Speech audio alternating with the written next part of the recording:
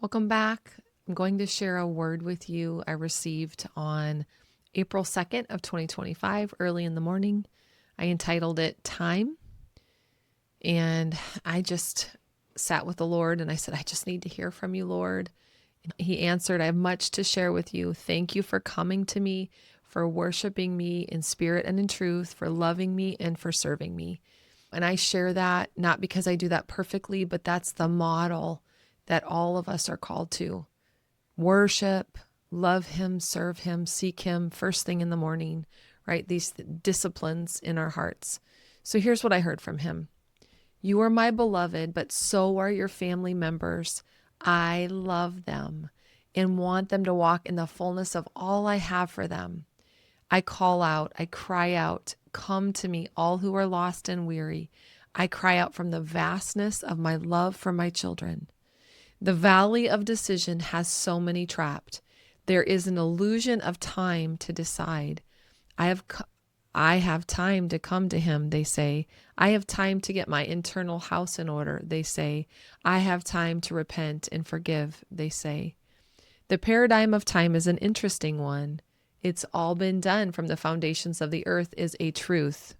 And yet time, the structure I enacted, was meant to be a blessing to my earthly creation.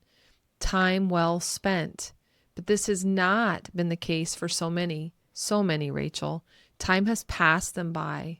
Time has been wasted. This precious gift called time has been sold off to the rapists and marauders who lured my people in and then stole them naked.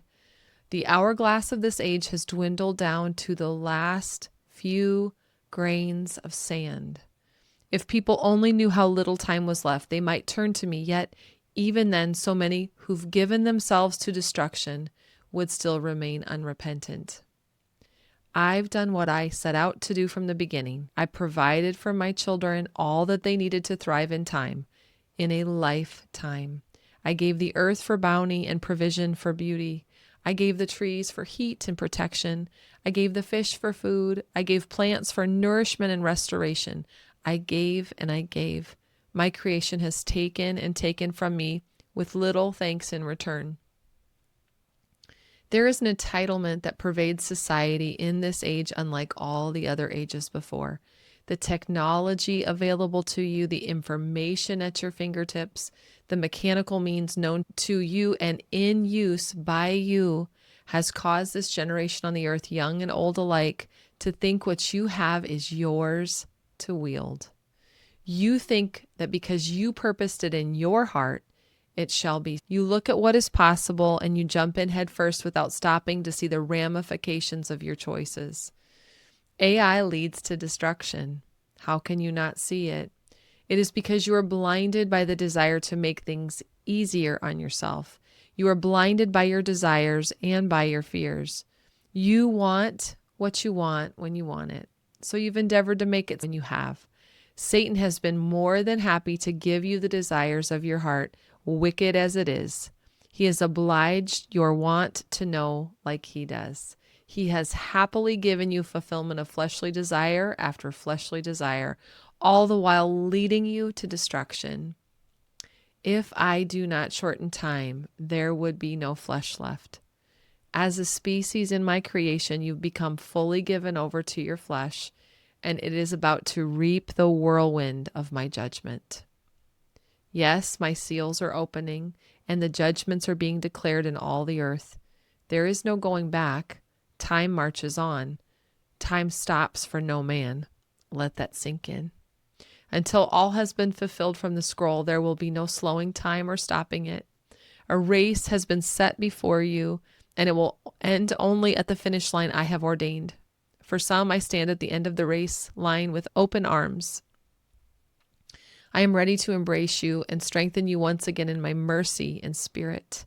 I am ready to say, well done, good and faithful servant. You've run the race set before you. Welcome home to me. But for the masses, this race in the last moments of this age will be perilous and ultimately tragic, because they seek to keep their life as it is in all its grandeur of self and depravity of spirit. They will lose it. Death, destruction, embitterment, chaos is before them. It did not need to be so, but for the choices. So many choose rebellion over submission.